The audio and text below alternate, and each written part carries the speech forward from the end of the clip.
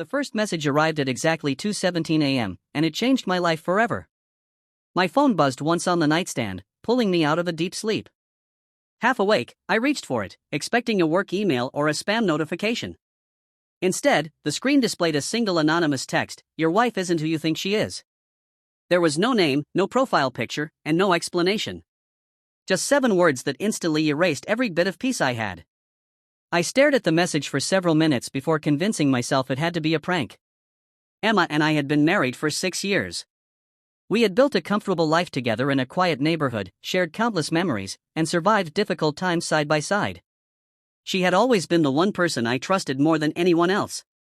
Yet somehow, those 7 words stayed with me long after I locked my phone and tried to fall asleep again. The next morning, Emma looked exactly the same as she always did.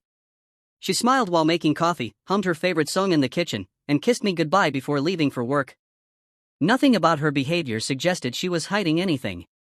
But once suspicion enters your mind, even the smallest details begin to look different. I noticed how quickly she locked her phone whenever I walked into the room. I noticed that she had started wearing perfume even on ordinary workdays. I noticed she smiled at messages she never shared with me. These were tiny things I had ignored for months, but suddenly they felt impossible to overlook. For several days, I tried to forget about the message. I hated the idea of doubting my own wife because of an anonymous text. Then another message arrived. This time there was a photograph attached. It showed Emma sitting across from a man inside a small cafe on the other side of town. They weren't kissing or holding each other. They were simply looking into each other's eyes with a level of comfort that made my stomach tighten. Beneath the photograph were 5 words: "Watch them tomorrow. 7:30. I told myself I wouldn't go. I wanted to believe someone was trying to destroy my marriage. But curiosity won. The following evening, I parked across the street from the cafe 20 minutes before the time mentioned in the message.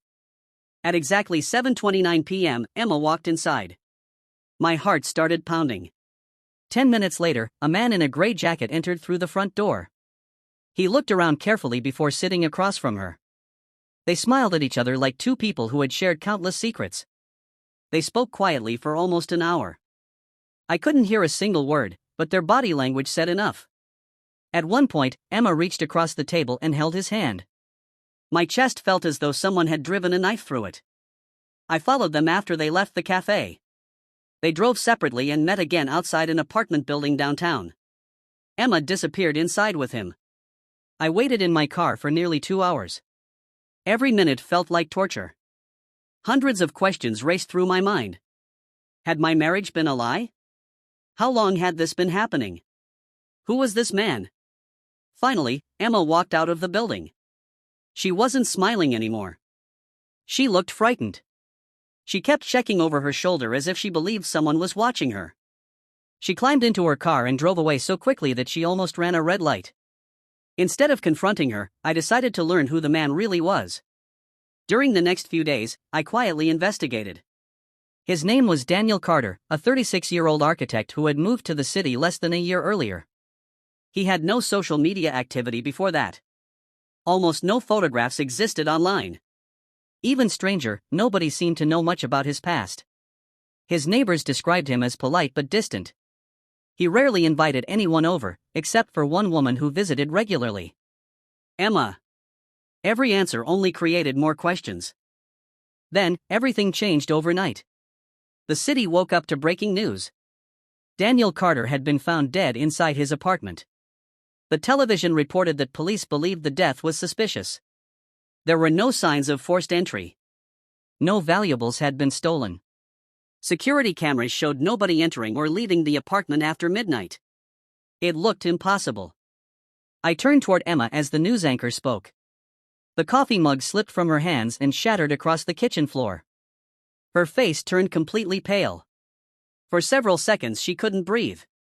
She wasn't reacting like someone hearing about a stranger. She looked like someone whose worst nightmare had just become reality. Before I could say a single word, she whispered something so quietly that I almost didn't hear it. This wasn't supposed to happen. Those 5 words froze my blood.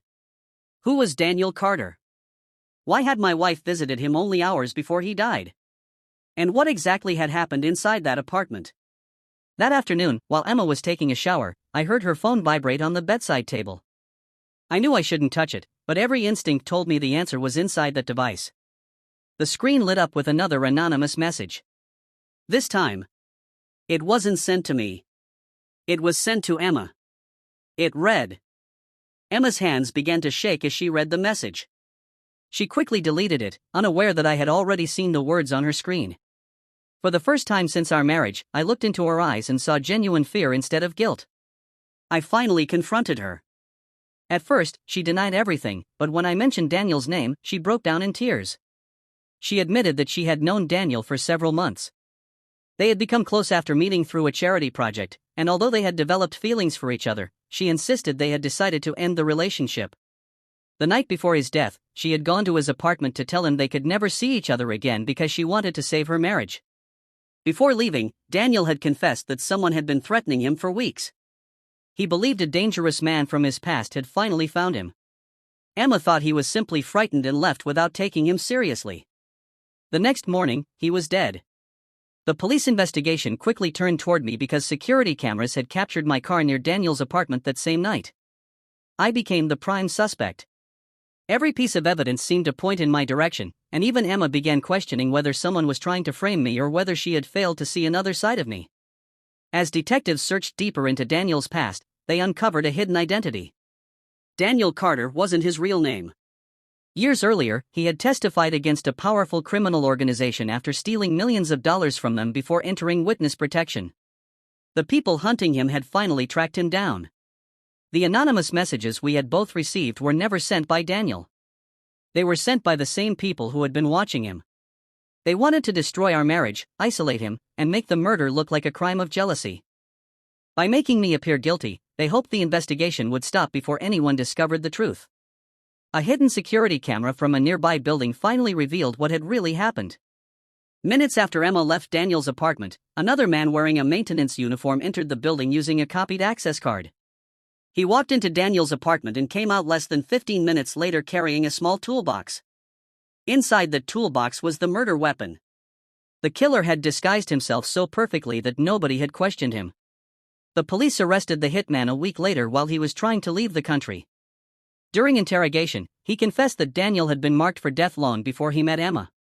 Our lives had simply become part of a carefully planned deception. Every anonymous message, every photograph, and every clue had been designed to push suspicion toward me. Months later, the case was finally closed.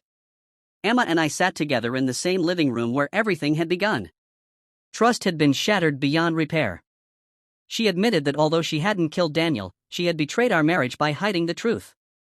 I admitted that suspicion had changed me forever.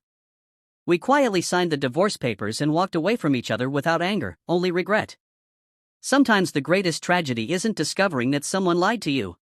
It's realizing that one secret can destroy lives, even when it has nothing to do with the crime itself. And even today, whenever my phone vibrates late at night, I still remember the first anonymous message that changed everything: your wife isn't who you think she is.